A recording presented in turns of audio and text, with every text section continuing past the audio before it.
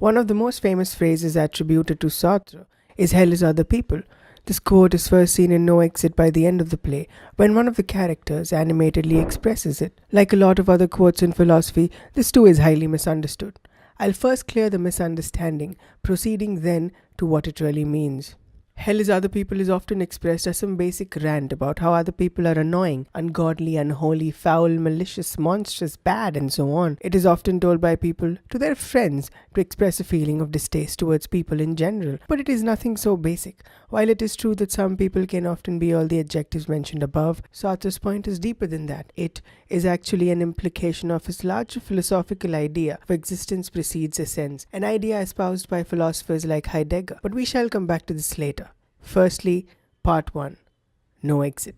No Exit is a play in which three damned souls, namely Garcin, Inez and Estelle, find themselves in a room, a normal room with furniture, without mirrors. All of them are dead, and therefore this room is presumably their hell. Having found themselves thus in such a place, they wonder where the equipments of torture are. For isn't hell supposed to be full of torture? Where is the fire? Where are the instruments that will be used to torture them? They wonder. But they don't find any such thing. Hell, they find out, isn't really a torture factory, but something else. Garcin, when he was alive, was a journalist, and all he ever wanted was to be called a brave man. He calls himself a pacifist and tells Inez and Estelle that he died with bullets in his chest. Garcin's marriage was not a happy one.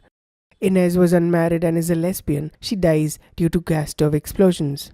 Estelle was a very pretty woman who died of pneumonia. She loads men in shirt sleeves and wants all men to love her. When they first enter the room, one by one, they tell each other how they died. Inez, however, demands that they are not telling each other the truth, but only part of it. After all, they are in hell, and there has to be a reason as to why they were put there. Inez constantly refuses to believe that the fact that they were put in a room together is an accident. She soon realizes that they are put together with each other to make each other miserable. To this, Garcin points out that it is best if they left each other alone, that they should all shut up and stop coming in the way of each other's thoughts. But Inez, not paying heed to Garcin's advice, tries to seduce Estelle, who she has really started to like by now. But the problem here is simple. Estelle is attracted only to men. Estelle constantly wants to be told that she's pretty, and she wants to make sure that she's looking alright. She looks for a mirror, but there is none in the room. And because there are no mirrors in the room, someone else has to tell her how she's looking. Inez offers to be Estelle's mirror, mostly because Inez is falling for Estelle. Things, however, go a little crazy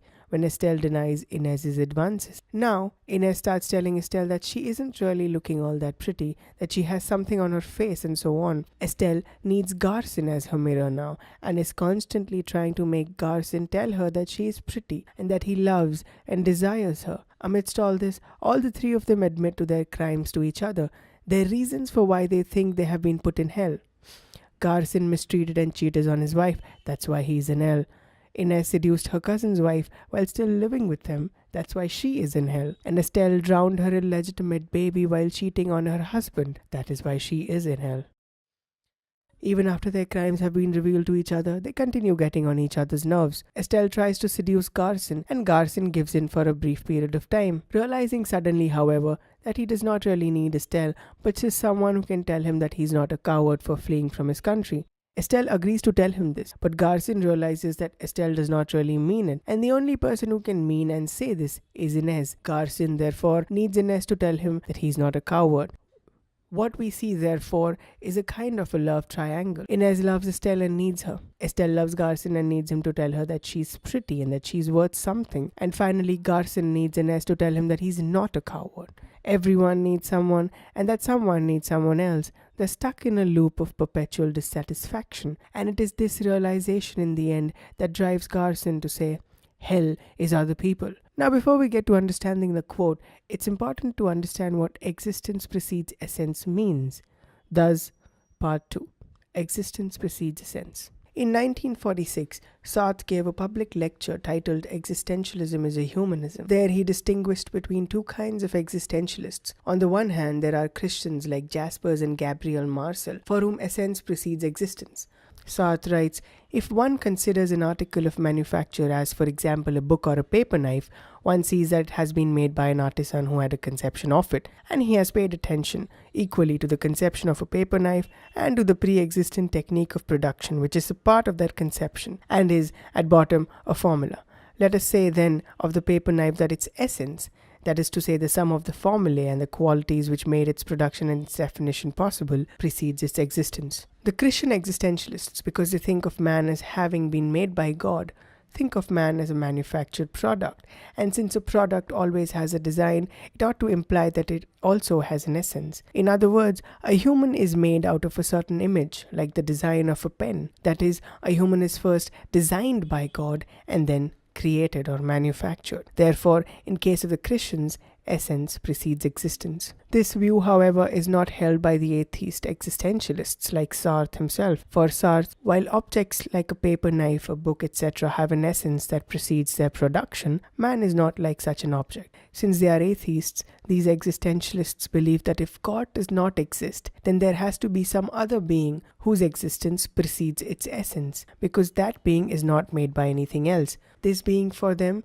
is the human being itself. Sartre writes, what do we mean by saying that existence precedes essence? We mean that man first of all exists, encounters himself, surges up in the world, and defines himself afterwards. If man, as the existentialist sees him, is not definable, it is because to begin with he is nothing. He will not be anything until later, and then he will be what he makes of himself. We conclude here, therefore, that when it comes to human beings for Sartre, our existence precedes our essence, that what we become is ultimately a product of our choices, and these choices can be one of several, that these choices may or may not be the product of our surroundings, and so on.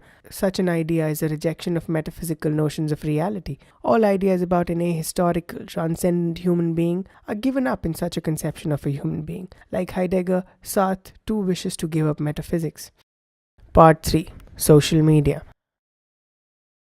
Consider social media to be a room full of people. You, a user, are one person out of many. Social media has no mirrors. The mirror of people using social media are other people. This is because one's worth on social media is quite literally defined by one's followers or likes. Really, literally. An example of this is very simply how any top comments on Instagram on a posted picture are those that are written by people who already have an immense number of followers. If social media is a room full of people, our mirrors are other people. They are the likes and the loves given to us by other people. The standard of our judgment of ourselves is, therefore, one set by other people. In No Exit, this is exactly the condition of all the characters. Estelle, for example, is constantly seeking reassurance from Inez and Garson. She needs to be told that she's pretty. She really goes crazy when Inez points out that there is some blemish on her face. The analogy between social media and the hell of a room presented in No Exit can be even taken a step further. In social media, there is no escape from the gaze of other people. One is constantly under the watchful eyes of the other. This is not only literally true, that is, it is not only true when someone is actually looking at us or our profile, but also true after they have stopped looking. This is because once certain likes and comments are delivered, they become our judges. Our profiles become defined by them. And in a world where we judge even ourselves by our profiles on social media, such a thing becomes oppressive on one's idea of oneself. But No Exit is not about social reality. It is about life. In fact, life indeed, our lives, are defined by people, other people, our standards set by them.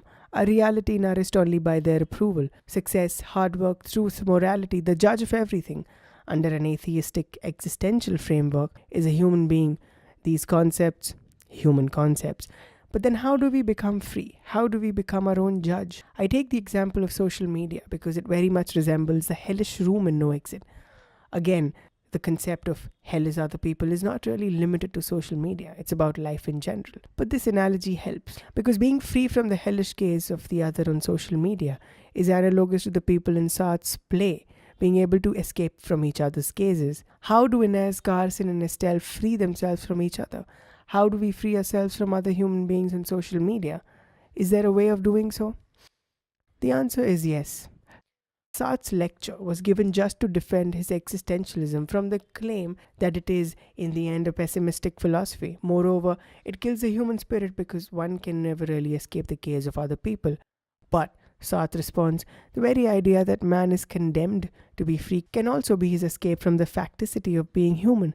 Sartre famously says that in fashioning themselves, human beings fashion the whole of mankind. Since all values are generated by humans themselves, when we act, we presume that thus should all humans act. In acting, we design the essence of humans, and thus we carry the weight of designing the perfect human ourselves. In other words, we provide the essence of all humans by our own actions.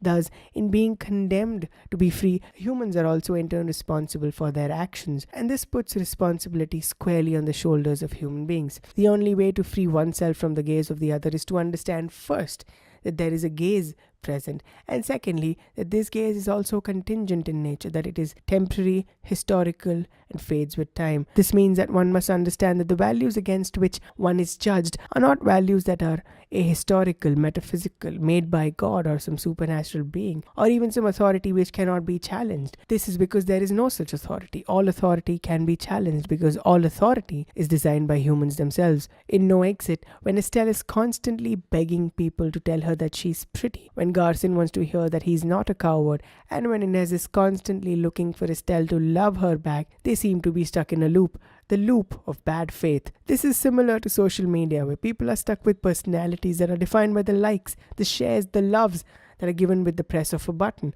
not realizing that these likes and shares are but gazes that are themselves human-made, that they are contingent, that they are temporary and hold authority only as long as we ourselves give them authority. The realization itself is the way to freeing oneself from the bad faith of other people. Thus, hell is other people, but only as long as we don't realize that the hellishness holds power over us, only as long as it is given authority, an authority that itself is human-made.